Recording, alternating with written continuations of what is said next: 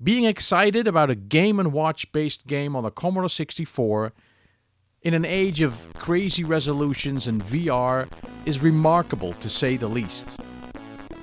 Look, we all know that gameplay instead of graphics make a game memorable. So getting enjoyment out of a 4-bit Game & Watch game is testament to gaming itself. It so happens that there are a few Game & Watch games on the Commodore 64, and I'd like to take a look at Mario Cement Factory, released in 2020 by our local celebrity Hayesmaker 64, or Andrew Hayes in real life. This game was originally published by Nintendo in April of 1983. It came out first as a colored tabletop version and later the same year as a handheld LCD, which sold about 3 times as many.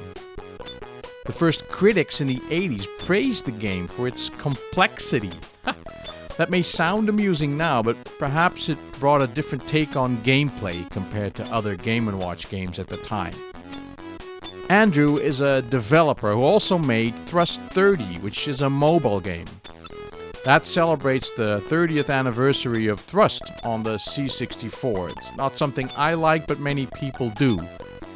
He also streams a lot of gameplay on Twitch, so have a gander over there if you have the time.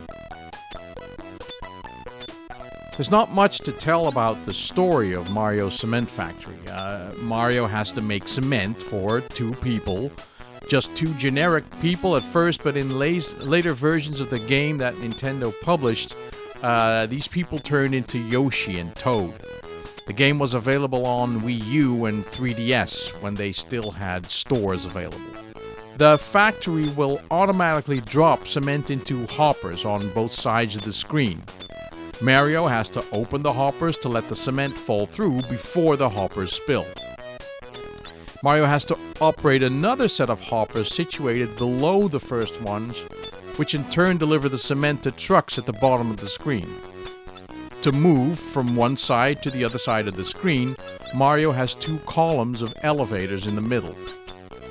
Spilling any cement will cost you a life, or as the game calls it, a miss. As with all Game & Watch games, things just speed up and become more and more challenging. There's some funny details in the game, like when you let one of the hoppers overflow, the cement drops down and actually kills the truck driver below. How do you call that a miss? You have to be quick and think ahead at all times. To make things interesting, the 2 elevators move in opposite directions and some of the platforms are missing. There are plenty of safe places to stand, contrary to other Game & Watch games, but it's all a matter of working out where to stand next and timing your journey there.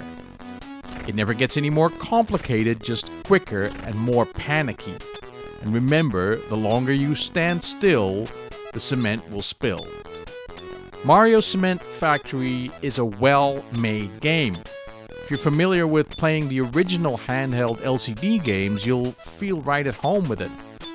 The graphics, well, they are as close as the C64 can make them, and they add a lot of the credibility of this game being a Game & Watch game somehow.